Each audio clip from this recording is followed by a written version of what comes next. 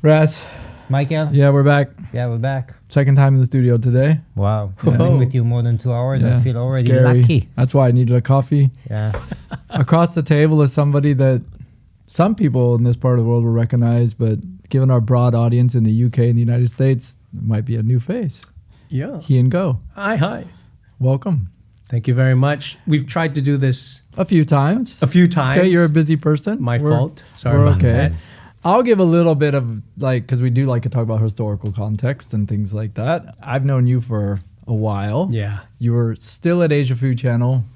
15 when we years. First met. Probably 15 years. And I don't remember what it was, an event or something, and I came up to you and I'll tell you the story. I'll tell you the Okay. story. Oh, yeah. All right, go. So for your audience, I was an entrepreneur. Yeah. And most infamously, I cloned a TV network called Food Network, right? So it's called the Asian Food Channel. I ran it for 10 years. So 2004 until about 2013. Raised money. Sold Money, it. did the whole Southeast Asian venture capital and private equity thing. Perhaps the original sort of blueprint for what Openspace is doing and what the ecosystem is doing. But when I met you, it was at the tail end of the execution of 10 years. We kind of knew that the company was being acquired. We had a couple of bidders for it. And so in anticipation of that, I started looking at what was the next thing I was going to do. And I looked at all you startup folks, right? And I was like, essentially, I should be part of the startup community, right? I was a tech investment banker prior to. But you guys were all the cool kids. I don't think you guys ever realized this. Like Meng Wong was the cool kid. Other people were cool kids. Hackerspace. And you were one of the coolest kids who was a Hawaiian shirt and stuff like that. Can I say something? Yeah. It's still cool. I'm just older. Well, I was probably I don't know how to cool. respond to that because I was cooler. Yeah. So, I guess the lens was that I wasn't a cool kid and he was one of the cool kids, i.e. he was in the thick of things. He was pushing people around and he wore like these Hawaiian shirts. Remember you always wore these Hawaiian shirts? I still have them, a lot of them. Yeah. And so I don't know if you remember this. The first time you and I really sat down and talked was at the AFC studio. Yes. We sat down and we really talked and stuff like that. And that's when I realized, holy cow, there's probably something to this whole magic of Southeast Asia / Singapore tech ecosystem, right? Not to say that other ecosystems don't have magic, but we have our own special blend of madness. And so I then decided to really lean into it.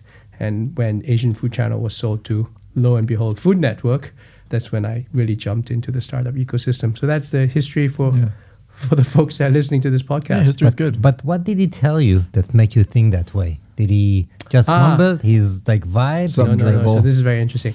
His mere existence was validation. My aura. His aura. No, what I mean was this, right?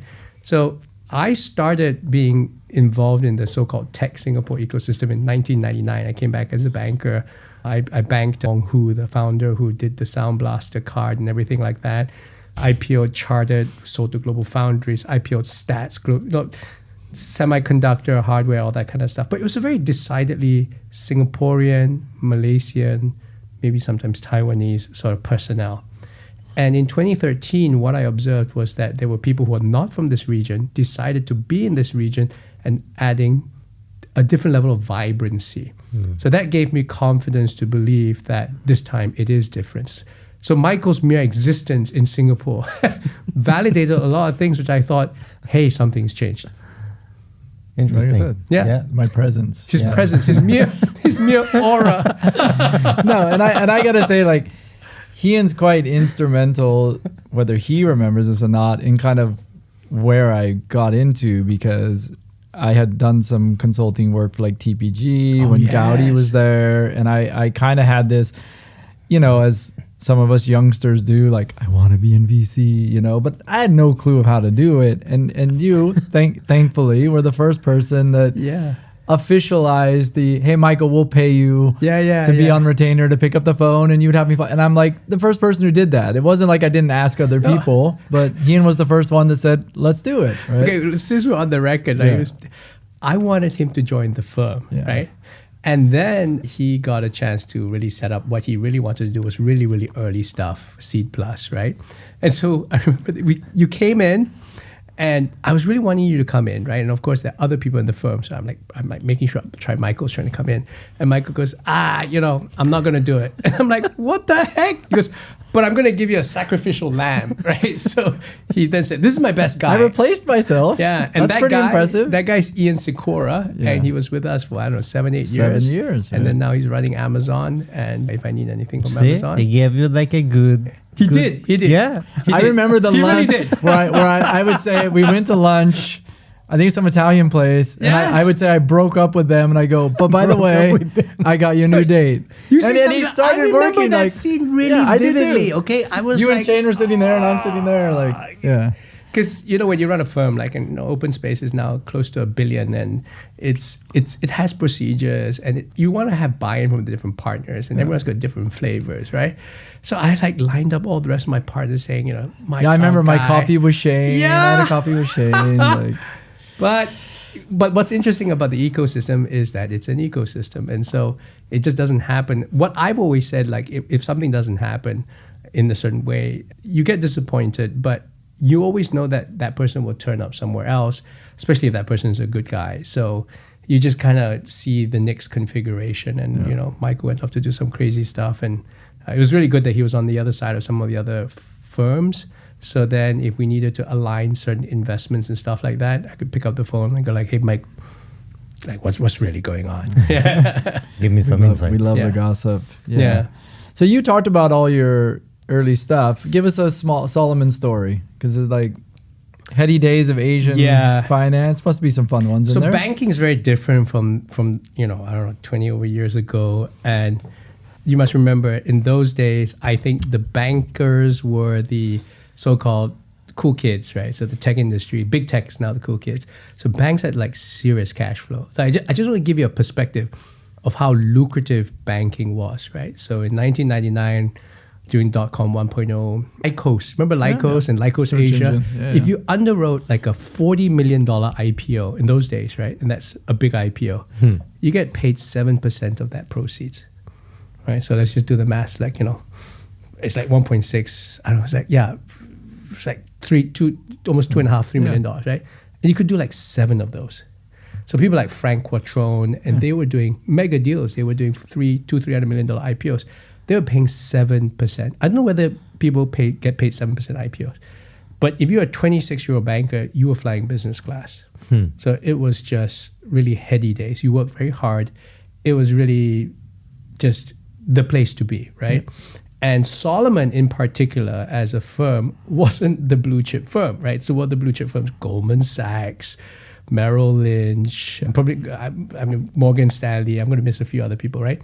But Salomon, as you know from the days of Michael Lewis, they were always the outsiders. And I enjoyed being in that firm because we were the outsiders.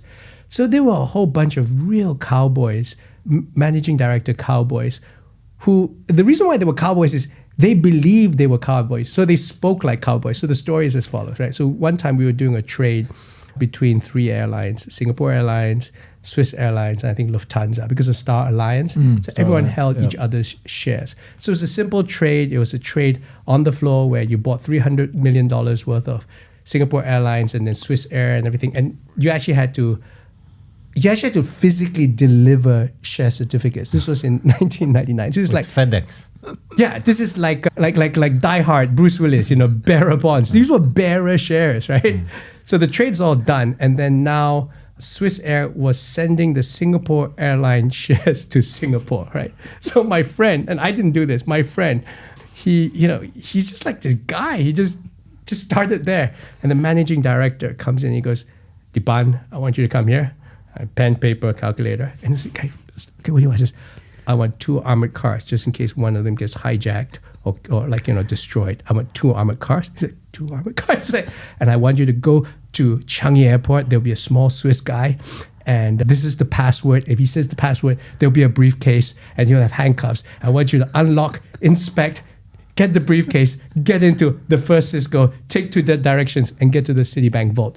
This guy's just writing this stuff down, right? And halfway through, like Dipan was telling me, halfway through, he goes, wait a minute, this shit's going down, real stuff. So he jumps into the Cisco van, everyone's just shotguns, and he goes down, and literally, expecting he's going to get like 300 pieces of paper. He gets one piece of paper. One certificate. One piece of paper. It's like 300 million. And then he gives like the password, and this small Swiss guy goes, yeah, that's that, authenticate. And then they drive back, and he goes to the Citibank vault. It's like a real vault, opens it up, puts it inside there. But the great part about it was these guys were cowboys, right? So they thought like cowboys. So the MD said, when it's all done, you call me, and all you have to say is that the eagle has landed. And that means someone flew the certificate over. Someone flew the certificate, right? But when it's all done, the code word was like, some people goes, MD, the eagle has landed. And he was like, apparently he was at the bar, he goes, yeah, roger that, that's great. Head down to Harrisburg. Don't you miss that days? Don't you miss that days? Of course you miss those days. Why would you not miss those days? These are the days when you tell your great stories, right? And then the other thing about it is they never realigned the expense budget. So you had $35 for dinner. So everyone was just going to hotel, poolside. The analysts would work until like 9 o'clock and everyone would have like a big meal. It was great. It was great times. Yeah. They're not like that anymore. No, doesn't exist. Let's speak about the Asia Food Channel. How did you came up with like the idea of doing converting the Asian food channel? VC from that? Oh, from Asian Food Channel to venture capital. Like what forced that? What forced that? Because it was your experience, right? Yeah. Okay, let's see whether we. I famously say I became venture capitalist because I don't like venture capitalists, or rather, I didn't like the venture capitalists that existed that day, right? So that's kind of an arrogant statement. Maybe I'm a little bit older now. Shouldn't say these kind of things. I should ask you why you didn't like them. Yeah. So in any ecosystem, and I think this is true where the preponderance of really, really diverse VC teams truly exist in maybe one or two ecosystems, maybe now in London, definitely in Silicon Valley, and a couple of people in China. But when we were doing it in 2013, the vast majority of people who were writing venture capitalists were either people from the financial world or, at that point in time, actually hardware and product guys. So software as a service was coming up, and a lot of these other solutions were coming up. Mobile first was coming up. But a lot of the guys were still financing, semiconductor stuff or USB flash drives and stuff like that. But more importantly is, I think, and I'm writing a book about this, is that I think you really need to have the attitude of the ability to take a certain amount of risk and know that it's a probabilistic game. And I can't speak for other people, but certainly for the Asian culture, we generally want to have everything locked down. So it was always very frustrating to talk to an investor, and they'll go like, I'm almost there. I say, but you're not there. And it takes like some competitive tension to freak people out, right? So even until today, right, where we're raising money for our portfolio companies or something like that, and even for us as a firm, we'll sit by the wayside, I don't know, like whatever. And then you hear, so-and-so firm's going to put it in, and everyone freaks out, right? I don't know whether the dynamic's the case, but certainly when I was being an entrepreneur, once I sold Asian Food Channel, I felt like maybe I should try and become a venture capitalist in the similar ilk as, say, Silicon Valley, people who have done, companies before and really want to just drive it as opposed to underwrite it, right? So that's why I became a venture capitalist. I really felt that Southeast Asia should have these kind of VCs. Now, I would say after 10 years, there are definitely people like that in our ecosystem. So I'm speaking from a point 10 years ago when in my opinion, none of them were like that, right? So that's why I went to Michael, and Michael's running a VC, and he would drive things. He wouldn't just underwrite things, right? He would actually go and push things forward. And I felt that energy was needed in Southeast Asia. That's why I became a VC. Yeah, and you're on Fund 4 now? Fund 4. God bless. Inshallah. Yeah. Amen. Amen. AUM of the firm around $800 million US on a good day. On a good day. Well, we're trying to finish up Fund 1, right? We've got a few more positions. And I'm looking forward to writing a LinkedIn post to say, good news, we've reduced our A from 800 to 710. You're like, no one ever does that, right? The fund is shipped. Yeah, like we're actually smaller as a firm because by definition we return capital and stuff like that. Yeah. So I think lately you've been more active on LinkedIn than previous things, both with your camera and talking. And one of the things we had read that we liked was you were kind of, hey, I've seen a lot of pitches now. Let me tell you how this works. Yeah. what do you learn from some of that now where you're much faster to, hey, that's great, that isn't, or that's an awesome founder? You know. Okay, we'll start from the beginning, right? So it turns out, and I've done the calculations, roughly I see about 5 teams a week. And what do I mean by see is I actually sit down with a team, I talk to them for an hour, I really try and get to their perspectives, sometimes get into their heads, because as you know, it's really a lot of it's the people as well as the disruptive idea. And if you kind of calculate it over 10 years, and I've been a venture capitalist for 10 years, I figured I've probably seen about 2,500 entrepreneurs. So I think that's the first context for your audience, which is that I think after seeing something 2,500 times, you definitely see a pattern. Now, whether that pattern is correct, but you have an opinion. You have an opinion on how it's done. So that's the first thing. And the question I always want to ask is sort of like, is this team got what it takes to actually execute for an outsized return? So that's the first perspective. Sorry, remind me the question again. No, like what do you see? Like what are your, the quick, like in your pattern recognition? And again, patterns may not be right or wrong. Yeah. What do you see are patterns that you go like, that's great, that's not. So that's then what are the patterns, right? Yeah. Okay, so it turns out that I can't seem to find a structured opinion about what makes a founder able to execute an outsized return. Like I've tried Googling it, I tried watching on YouTube, and you get a couple of answers like guy's got to be smart, or the girl's got to be resilient, or they've got to be like contrarian, but it's never really a framework of traits.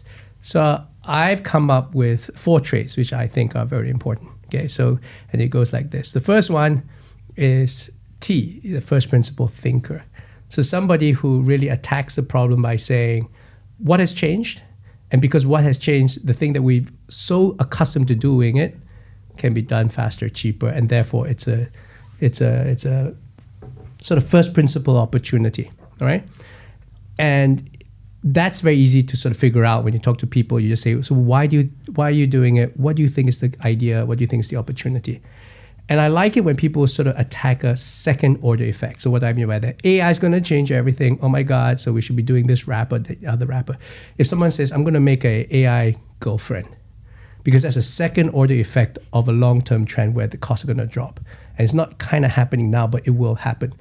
That's the kind of mind I kind of go, that's a guy who plays chess 3 pieces ahead. So first principle thinking is very important. But if you're very good at that, but then you're not resilient, you're never going to survive the ups and downs. So that's the thinker and the resilience. So those are the 2 things.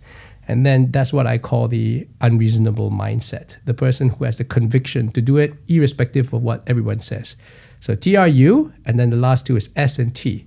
So you create a trusted team. What the last S and T are, the person has got to be a self-learning organism, somebody who can take feedback or has no ego about something being wrong and just quickly changing tack really fast, adding on to information.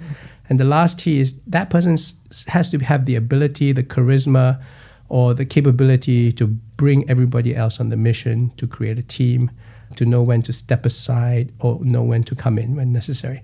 And so the problem about it is the last 2 characteristics, the self-learning and the team effort, sometimes is in direct conflict from a person who's like unreasonable, first principle thinker, resilience. There's some tension there. There's definitely tension, which is why it's very hard to find the full package. I mean, case in point, Steve Jobs, right? Before he came back, he probably was heavy on the first 2 characteristics. And somehow when he came back, he had, the maturity or the wisdom or at least the hard knocks to get the last 2. So I like this, what I call the trusted framework. Thinker, resilient, becomes unreasonable, but yet self-learning and able to drive a charismatic team. That's my framework. I'm writing a book about it. Trust. It's called The Unreasonable Mindset. I've said it now. I've got to actually write the book. So when's the book tour? Got to write the book first. All right. Got to write the book first. Actually, writing a book's an interesting thing. We can talk about that one. But before the book, you said you have usually 1 hour. How do you find out all this or calculate all these metrics in 1 hour when you meet a person for the first time? after maybe you never met him before? You talk fast. Well, first of all, you want to, like, the team always gives me a 20-minute briefing before I meet them about the whole thing. So by the time we go in, you don't have to do that usual, so tell me what you want to do, what are the uniques. So that's the thing that always frustrates people, right? You come in cold with a venture capitalist, right? So we decided not to be that kind of a firm. Like, we don't get it right all the time, but we do block 15 minutes before, and 9 times out of 10, we've already sort of assessed the thing. When I see them, it's already like meeting number 2, right? By the way, it's not meeting number 5, it's meeting number 2. And then we continue down the journey if we like it. So then I just go like, so what's your background? Like, how did you come up with that idea? Like, how did you guys come up with this podcast? Like, why? You know, and just be like very curious. Oh, that's very interesting. Oh, like, oh, so it's like, oh, you're from Taiwan. Huh? Oh, interesting. Oh, where'd you grow up? Like, oh, yeah, interesting. But yet you went to Harvard. Oh, it's a scholarship. And you sort of like tease out that kind of thing and stuff like that. And then as you sort of talk to people and you know, say, oh, but I didn't like that and I don't think that's right or whatever, you just look at the way someone assimilates the information. If they're very, very defensive, I always worry about that. But if sometimes the guy goes, oh, yeah, no, shit, you're right. Oh, fuck. Yeah, okay, I'll get back to you. Then you gotta go like, okay, that person thinks, right? And then the biggest warning sign sometimes I see is like a CEO, like he's very salesy, and he'll say something, and I'll say like, "What about this product?" And he goes, "Oh my God, this product we can totally do it." And the CTO is sitting next to him, like, no. And the guy literally rolls his eyes, like that, right? And then you can just see the tension between the two teams. So things like that, right? It's a very human business. Are some of the tips and tricks which you can pick up when you've done this 2,500 times? A lot of times. A lot of times, yeah. Would you invest more in a technology or how the team is going to create the technology? The technology, there's a technological trend, right? There's a technological trend. So we always have a joke in the firm where like, which are the buzzwords? So let's go through the buzzwords. It was fintech, AI, crypto. Let's go backwards. Web first, the mobile first, right? And now, of course, it's AI, right? Token or whatever. So that's a technology, right? So I think maybe to answer your question, you would actually have a viewpoint as to what is worth investing in. So it is worth investing in things that are related to AI because of the belief that you can get the productivity gains and so on and so forth. And then within that, you look at the team. But once in a while, you could see a team which is actually attacking something which is outside of those thematics, which could be interesting. And we try not to ignore those things. So how we do it in the firm actually is we actually create priority lanes, right? So every year we say, we like this thing, we like that thing, we like this thing, as we like that areas. thing. As these are the 4 areas. Yeah. If you find a team that's doing this, we're going to pay extreme attention to it. We'll probably react faster. But if you find an excellent team doing something slightly off-piste, you should actually pitch it. We will also pay attention to it, and so on and so forth. Would you change your strategy if you see another VC that now investing in a good technology and it doesn't meet your strategy just to compete with them? No. Okay. Yeah, I mean, that's kind of, that feels weird to me. Like, I guess the point being is it's hard enough to actually get it right. There's really no need to kind of see what other people are doing. Stick to it. Just curious. What happens is other people sort of are doing the same thing and then start to compete and raise term sheets and valuations. And of course, that's what's happened where a lot of shenanigans have been happening because, you know, I remember 2021, right? The environment was such that you had 14 days to do a deal or else Tiger Coach you, whatever would come in. And then you send a duty questionnaire to that person and the guy goes, yes, no, no comment here. Please, like, can I swear? Go ahead. Yeah. Fucking sign it, right? And by the way, the valuation is there. No questions asked, assholes, right? Yeah. And like, okay, here's my bank account. Yeah, here's my bank account, right? Send it to me. We'll do a safe note. And those days are over? Those days are over, man. Yeah. Those days are over. AI hasn't brought them back a little bit? Yes, actually, there's been 1 or 2 guys like that. Yeah.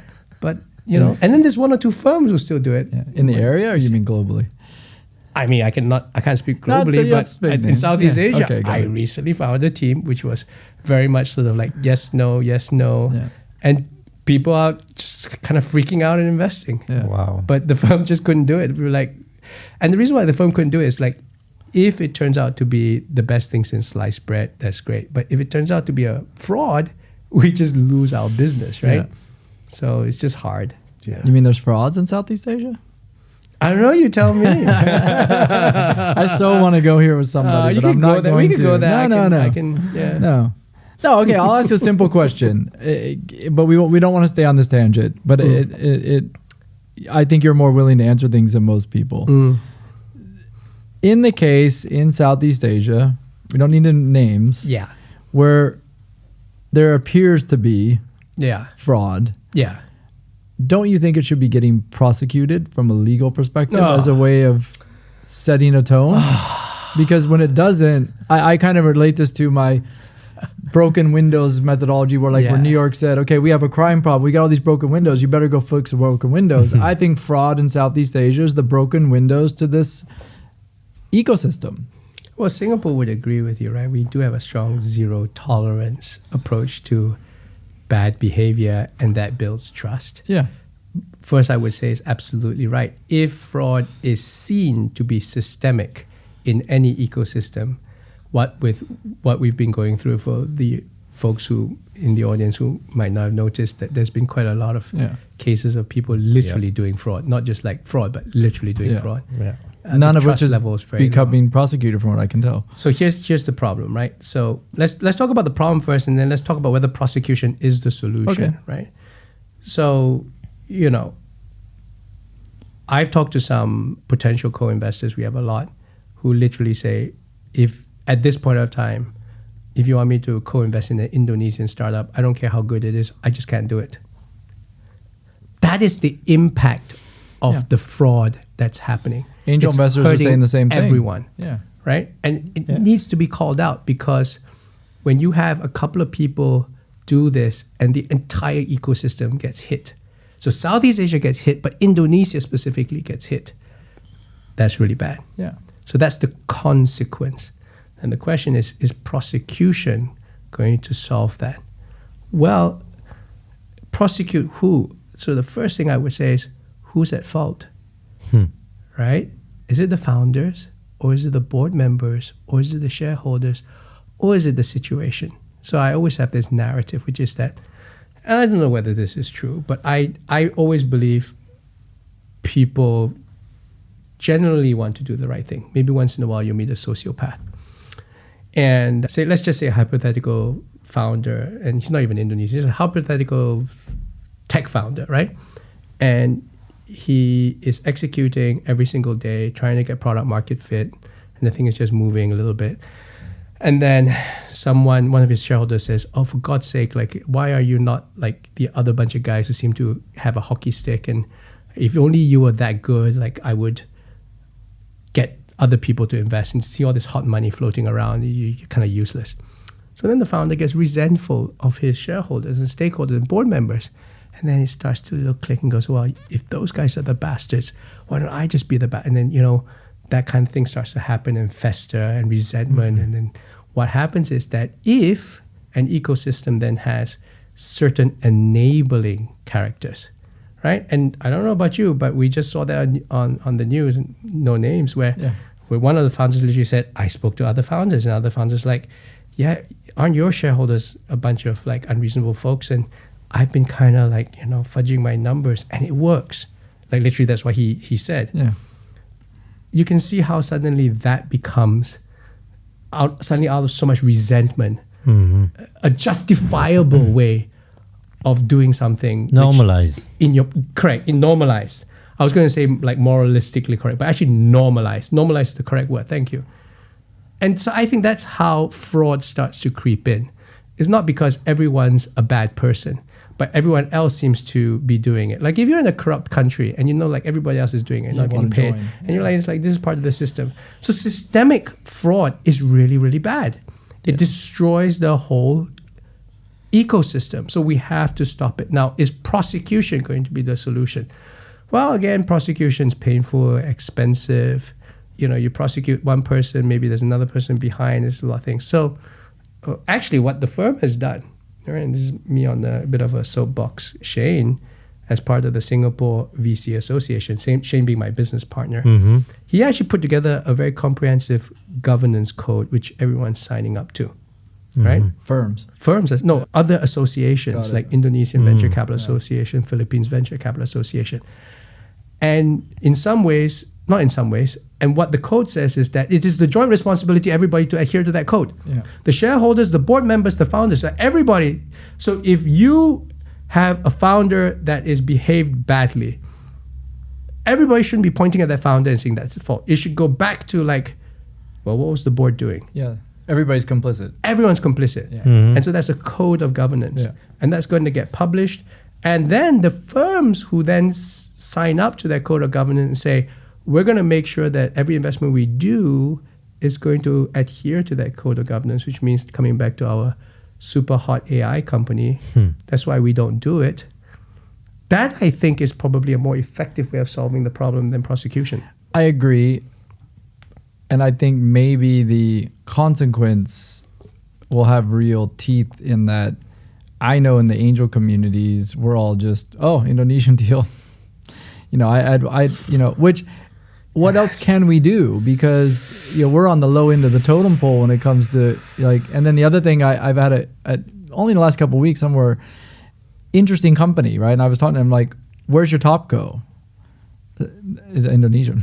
Sorry, not touching it. You got to have a Singapore top go on that baby because I got to have something. This is worse than, but this is slowly. Yeah. People are going to have to fix things if you want people to come back in. But this is the punishment. Yeah. Not like. And it's unfair because it goes to everyone, right? But it's, what do you expect people to do? But let me ask you a question.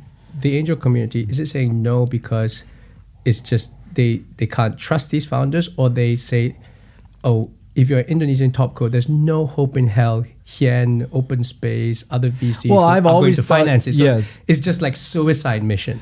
Because that's a structural problem. Yeah. I would say with the problems that we've seen, it creates this attitude, and then where you want to have more of a rule of law possibility, both for my own protection and more investors, then I just kind of shut it down. Yeah.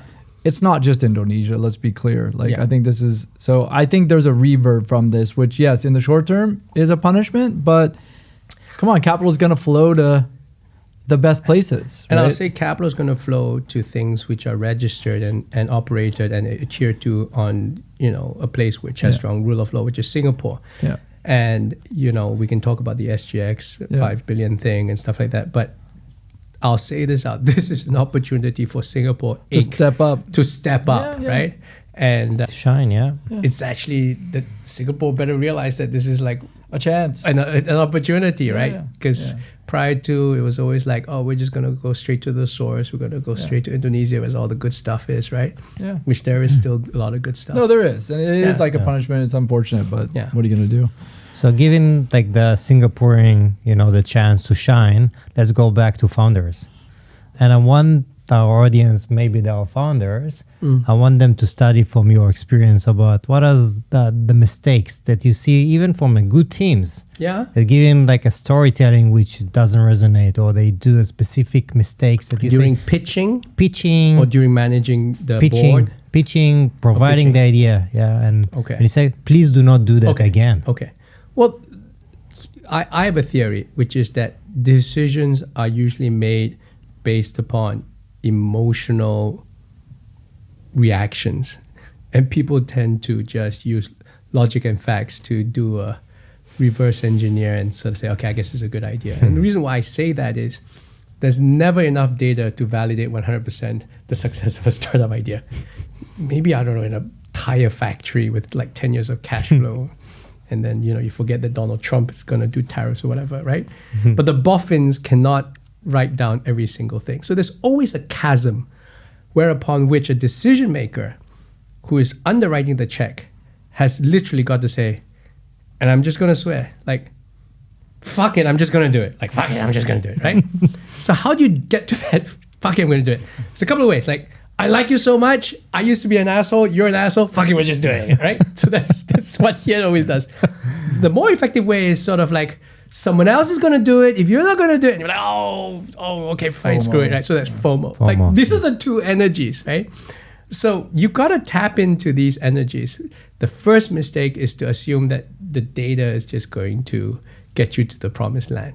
So your charisma, your energy, your ability to sell the idea, your ability to, and it's such a fine balance, right? To sell an idea, but yet not over-egg the pudding, right? I've seen it many times where people just go like, oh my God, this is like $1 billion opportunity and blah, blah, blah. And this very, very, very top, right? And that's fine. You could say that. Where it all falls apart is when Hian says, okay, so you think this company is going to be worth $1 billion in 3 years? And the founder goes, absolutely. It's going to be worth $3 billion. I said, okay, great. I said, what's it look like in 3 years? And the guy goes, what do you mean? I said, well, what's the revenues? What's the profitability? How much income? What products do you have? How big is the product? How many people do you have? Which countries are you in there? What's the complexity of this company when it's $1 billion company? Because you're going to have to build this thing from like 5 of you guys to like, I don't know, 250 if it's a software company, or 2,500 people in 3 years.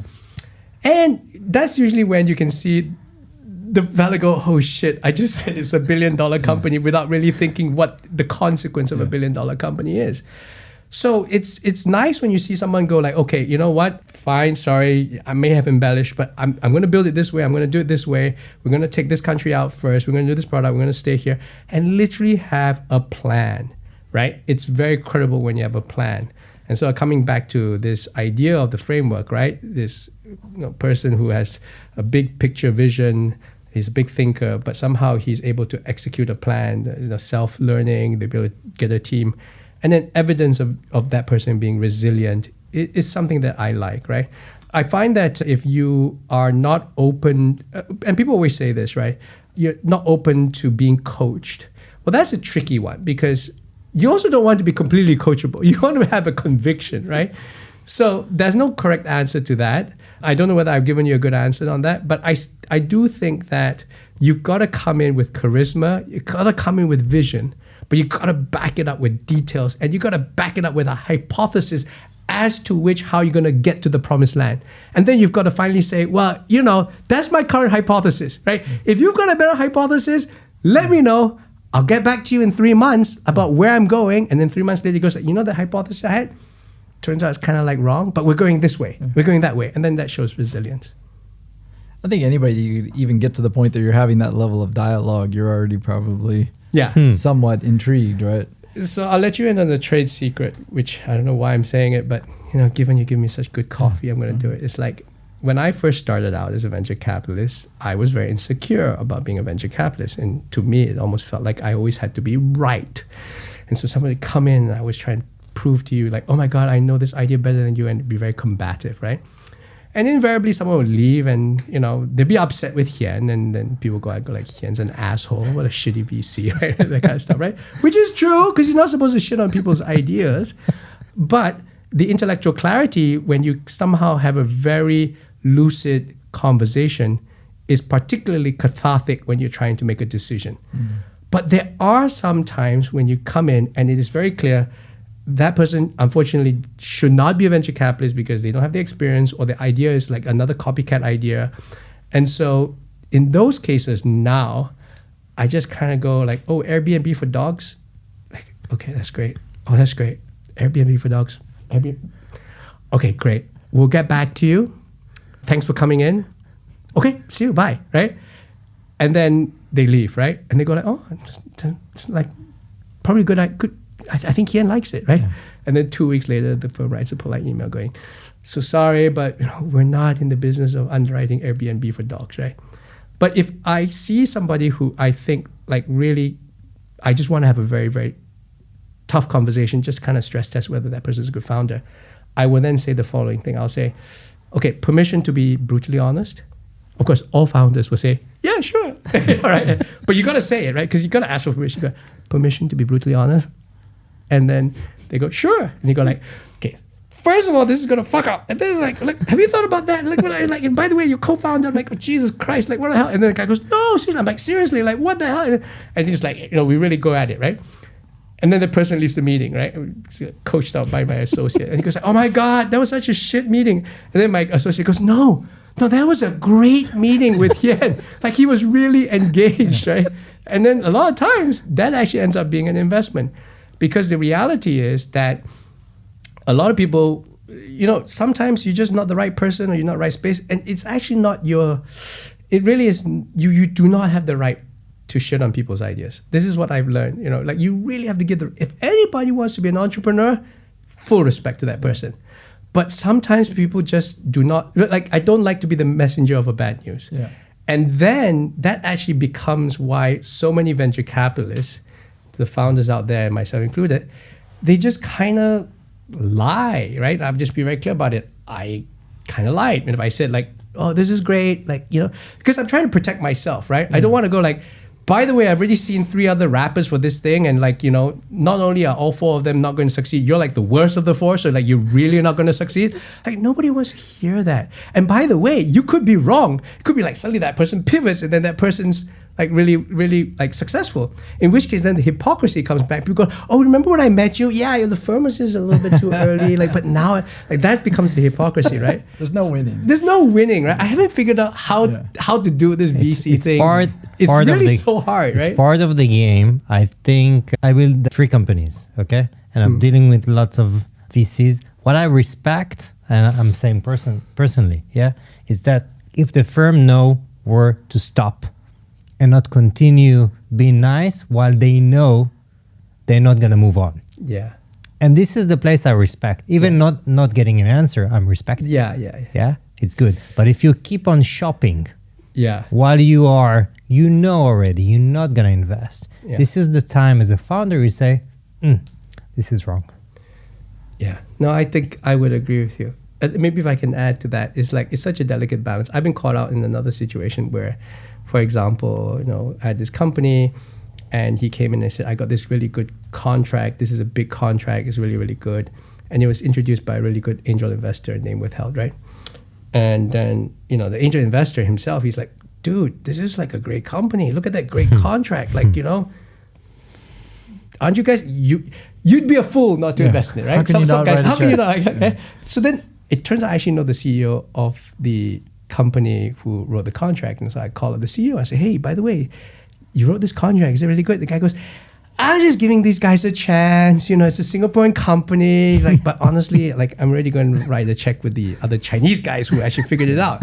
So I kind of go like, oh, all right, thank you very much. Yeah. And so then I just go like, okay, I was very polite. So I got my team member to write back to the angel investor. I'm so sorry. The investment's a little bit too early. Yeah. We don't want to do this and that kind of stuff. So sorry, right? So then I get this message from the angel investor. And this guy's European, right? And he's very direct, right? So he's definitely not from England, but he's from he goes, I thought your firm was smart. I thought your firm would get it. Frankly, the email that you got your associate sent me is insulting.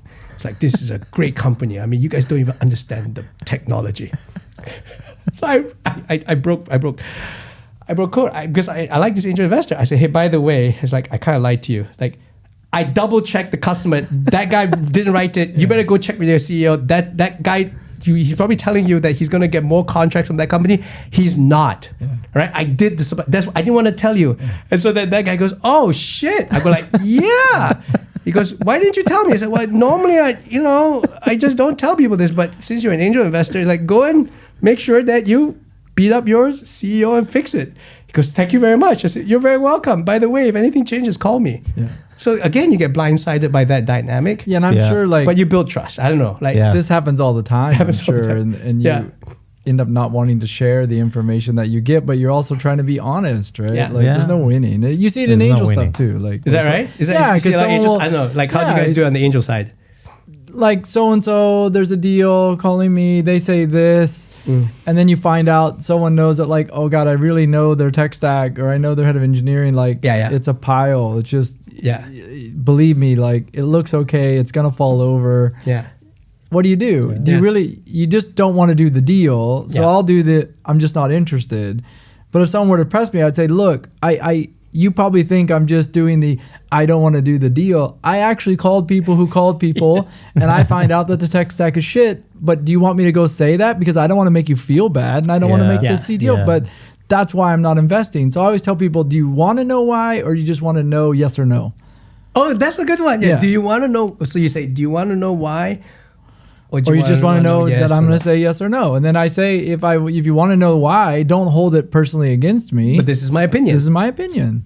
I'm going to use that. See, And if you Michael didn't is wanna still know my the opinion- vibrant kid that you were I'm meeting. gonna use back- that. If That's you it. don't want to know my opinion, then don't like ask to be asked why. You know Yeah. what I'm saying? It's kind of thing like you want to know Yeah. why, but then you don't want to know the truth of the why. Yeah, there's no win. So therefore, like I realized that in venture capital, we're in the business of deal rejection. yes. Like as a customer, By right? definition, I think. Yes. You're Yeah, more by no's than definition. yes, no matter Yeah, what you do. we're in the business of deal Yeah. rejection, Yeah. right? And so you have to be very good at delivering the deal rejection, right? Yeah, I could go on about this all day It's- because Yeah, but you know, when 10 years ago as an entrepreneur, you're learning. I hated venture capitalists. I thought they were real, and then now you're like one of them, and so you hate your yeah. All right, we're gonna run Enough out of content for you on that section. There, yeah, so- dude. Yeah, I but see. we're gonna run out of time. So Yeah, let's. We want to Yeah. get to something that, and then we're gonna skip to Oh, yeah. the MAS Sure. stuff. We're just being disclosed here because this Yeah. is too easy for us. You talk a lot about a post-NVIDIA world. I know you've been going deep on this. I guess you've made investments, but maybe you can clear that up and what you think a post-NVIDIA world looks like. But I know this is something that riles you up. So Yeah. why? Okay, so can I not comment about who I've invested Yeah, in? that's Okay, fine. it's fine. But I do have a generalized view. What's the company name? Oh, no, sorry. It's right. I do have a generalized. Okay, actually, I'm kidding, I'll do, I'm I'll do kidding. better than that, right? Okay, I'll give you 5 names of which one I'm a big fan of. Okay. Okay. But you know, at this point of time, how do I do this and not burn through 30 minutes? NVIDIA got it absolutely right. Their GPU architecture means that they're currently the only guys who can do matrix multiplication really, really fast, but more importantly, at scale. They can sew up 100 of these servers with, you know, NVLink and actually train a big model, Elon Musk style, with lots of, you know, energy and so on and so forth. I say Elon Musk because you can shove it in and do it in 28 days, right?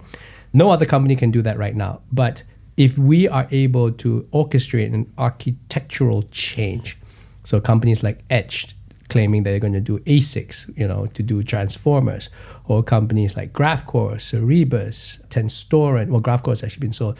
Well, Cerebras being one of them. Tenstorrent's like an interesting open source architecture. You know, other people out there. Those guys have the potential long term, architecturally, I think, to be more superior than GPUs.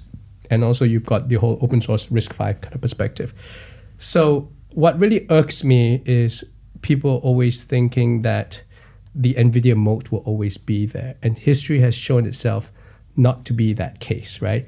Windows had a great run, and then Linux came, and then there was equilibrium in the market. There were other choices in the market. It wasn't as if Wintel disappeared. But right now, we're at that point where it feels like the only game in town is Microsoft Office, aka NVIDIA. And I just believe that there will be some other hardware architectural companies that will either specialize or provide other use cases that will also be powers and great engines of matrix multiplication and AI. So that's Yeah, and I actually think what we see is maybe the moat window shortening, where like Intel was dominant for, is it 20, 30 years maybe? I don't even know exactly. And NVIDIA, you kind of see like this like the moats are dominant, but they maybe won't last as long as we're used to them. So here's what's terrifying about this viewpoint, and again, this hypothesis, is that the only difference in this case is that Jensen Huang is not, you know, a fat cat just sitting down. He's lethal. Executing, he's right? lethal. He's so when you hungry. finally get to as fast as the H100, he's got like the B200, and by the time you get to the B200, there'll be like the C130 and with like machine guns, right? So And see the pivoting that he did in the past 20 he's years, just, man. he's brutal. And what people don't realize this, and I asked ChatGPT is ChatGPT 4 came out like March in 2023, right? If I'm not wrong, right? 2 years so ago. we're only like 2 years. Yeah, in I this tell people AI we're only a couple years revolution, right? in, right? But think of it from Jensen Huang's perspective. When did he start the company? It's 20-something years ago. I don't know exactly, I know, but I right? know he's been at this for a 25 long years time. ago, Yeah. around-ish. I did the numbers on ChatGPT, right? It turns out that GPT-4 appeared like 3 months before the 30th anniversary of NVIDIA. And I've tracked NVIDIA for a long time. And NVIDIA at one point in time was like 70% gaming card revenues, right? And then, you would have CNBC saying, oh, it's an AI company. It's not an AI company yet. And remember the previous iteration of NVIDIA, which is, I'm going to buy ARM so that I can integrate this whole thing and become like an autonomous car thing. In fact, he never said LLM until like, 2-3 years ago. Yeah. So can you imagine you're Jensen? You're like 29 years, 7 months in, and you're still slogging away, and every time you go to an analyst meeting, they go like, oh yeah, but you're kind of like a gaming company. And like, oh no, I'm going to future there. And then finally this thing drops. And on your 30th anniversary, you go from, I don't know, like a $500 billion company to a $50 billion to a $3 trillion company. So I always like to tell that to entrepreneurs, which is like, if you think your life sucks, Jensen had to wait 29 years, 7 months before he became Jensen Huang, Walking with his jacket. So nobody complain, Proud. right? Yeah. Any issues? Go talk to Jensen. Yeah. Right. The guy literally has been grinding it for 3 decades. Yeah, that's impressive. Yeah. So, for you to then bet on somebody who can take down NVIDIA, that's an unreasonable bet. But architecturally, somebody will take it. Or NVIDIA will buy somebody and then continue to go, right? Yeah. But this idea that GPUs are the only way to do AI, that to me is broken. Yeah. Got it. But I do think the GPU is almost replacing the CPU from a perspective of and that's what they're working on, right? It's getting to general compute with this. But I get what you're saying. But I don't know if it ends with just what they're doing today. But it turns out the fastest way to turn a trillion volume knobs, aka parameters, is by doing matrix multiplications, and the fastest way of doing it is through a GPU, which is kind of like a custom ASIC anyway, right? So if you ASIC the ASIC, you could get even better. Yeah. Invest in that. I'm sure you did. I can neither confirm or deny fun investing in subject. companies like that. It's a fun subject. Do you wanna? I wanna speak about Singapore ecosystem a bit, and then we can wrap up. Yep. Yeah. So, the VC ecosystem over here in Singapore is, I think, it's different from the West. Let's say, have its differences. Yeah. How do you think it can make it a bit better than what you see right now, what you've been part of, or what you've been fixed? You can be fixed to make it better. Ooh, I mean, or maybe something is missing. I don't know. Okay, so I'll be the first to say that there are really good companies out there that have earnings, that have income, that are growing strongly, which have received venture capital and private equity money, right? So I'll give a very specific one publicly announced. Gcash, right, from the Philippines, is listing for an IPO. I've been told very healthy balance sheet at the bottom. We'll see when the S1 comes out.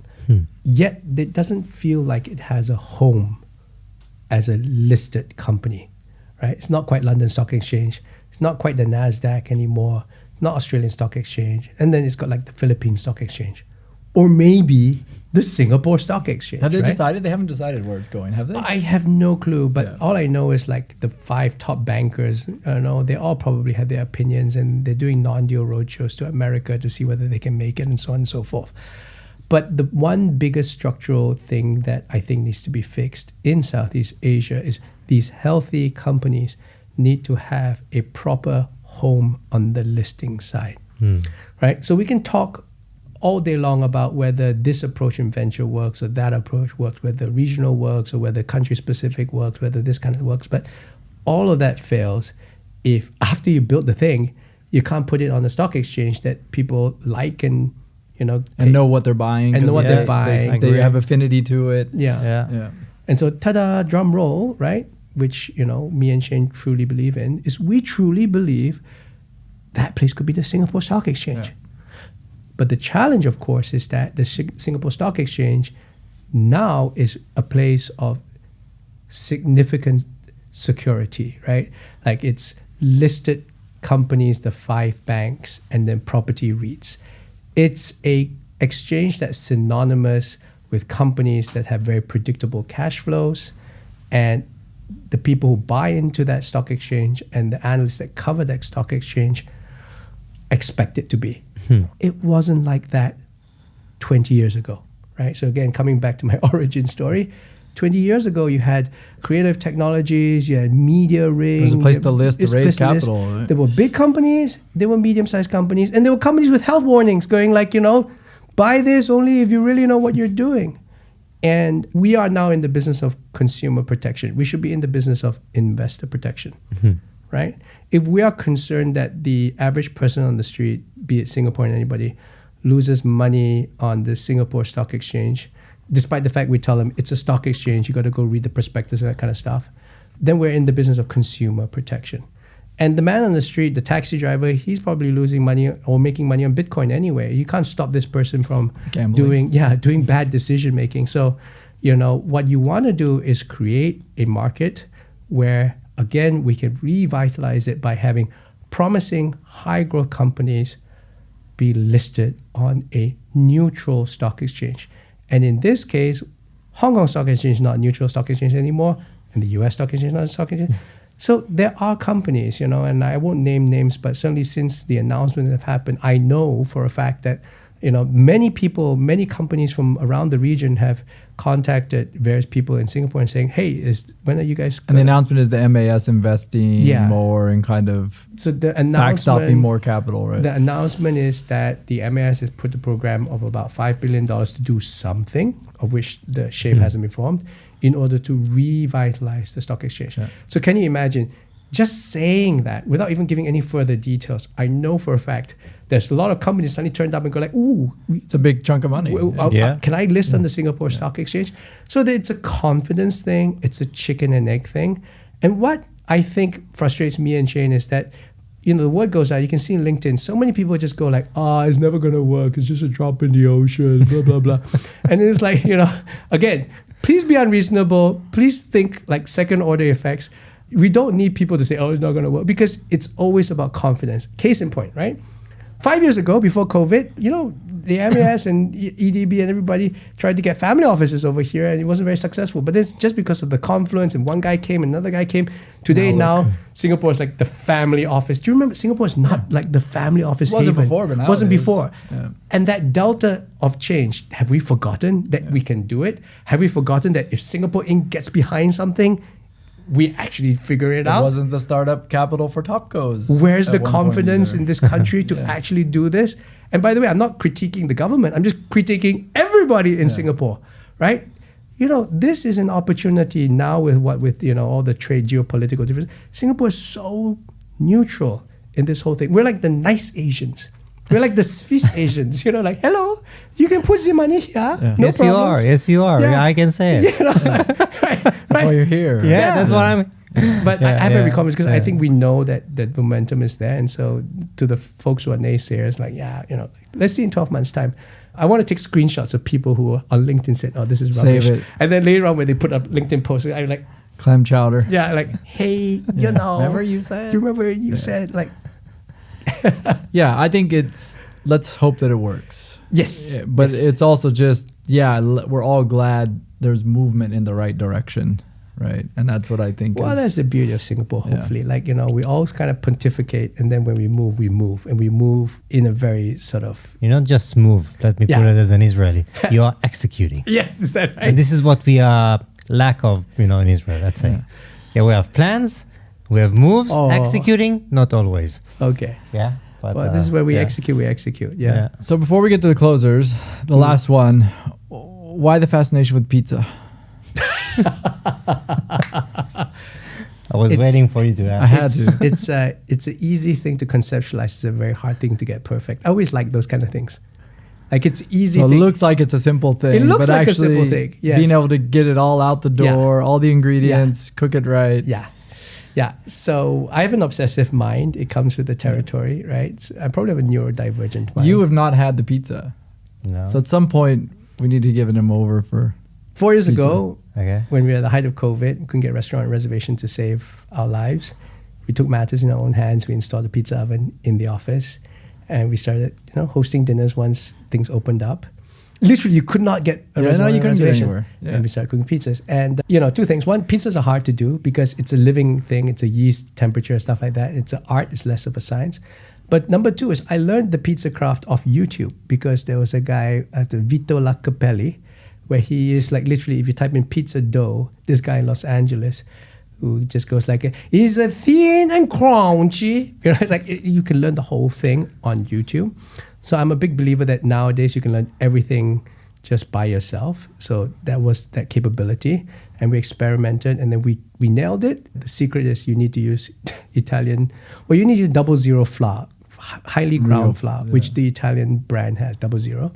And I just got good at it. And by the way, just as a person who used to run a TV network and hang out with chefs, I believe chefs are chefs because they just like the look on people's face when you feed them food and they go like, oh my God. And in some ways we do it.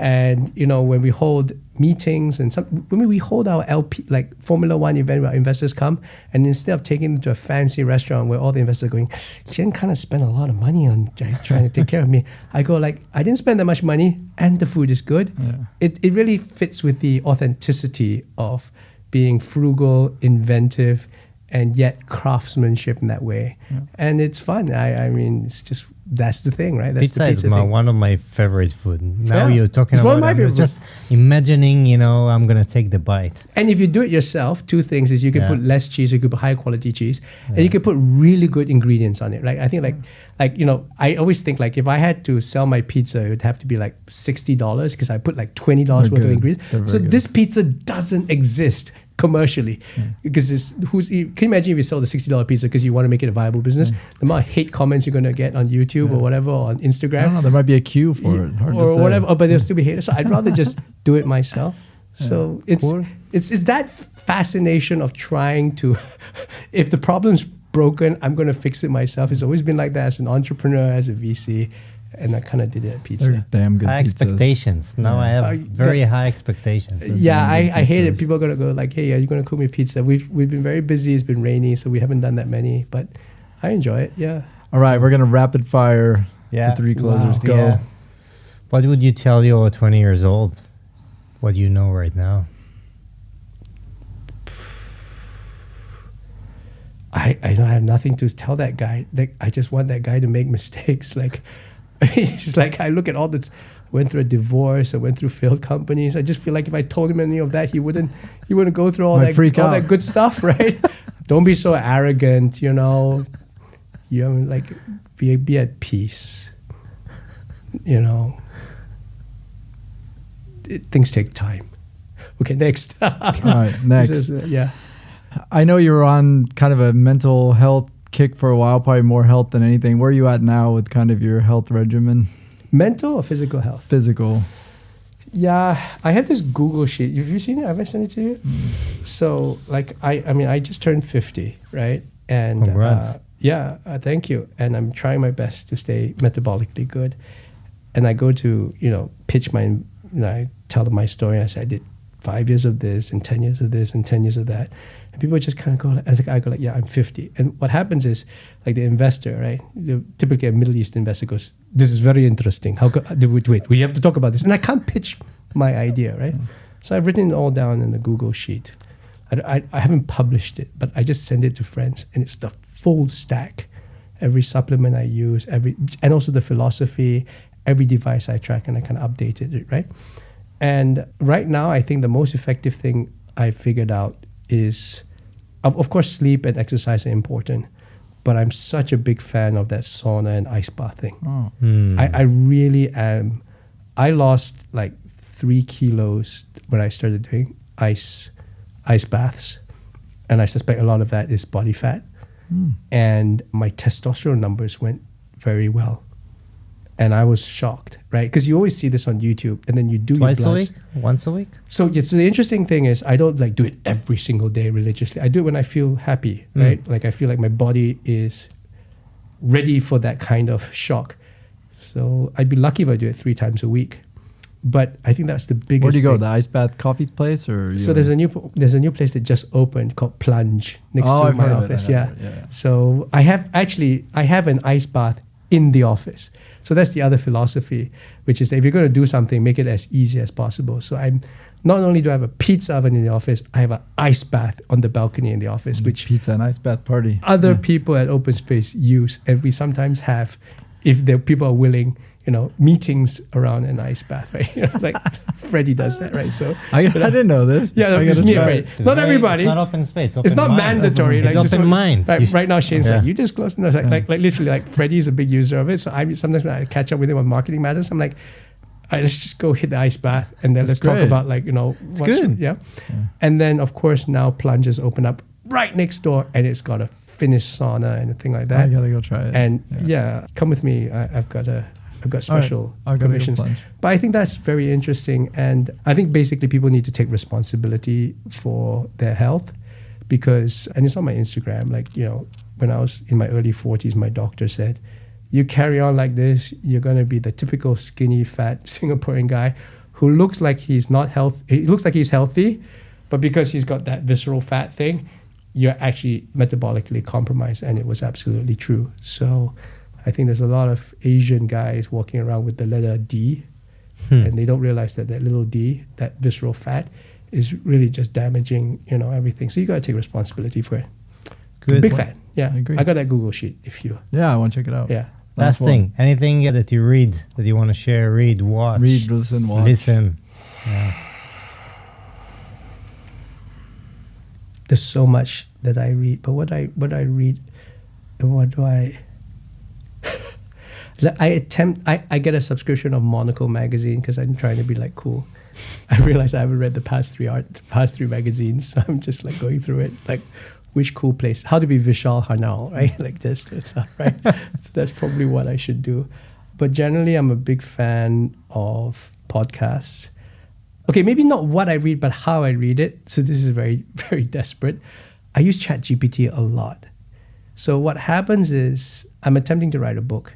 And it turns out that you have to write like 60,000 words in order for it to qualify as a book. Did you know that? No? Yeah, you actually it has to be 60,000 words. So if your idea can't fill up for 60,000 words, you'll end up writing a lot of anecdotes in like that. So I went to Barbados and I met a guy named Ted. And so that's why Blinkist exists, right?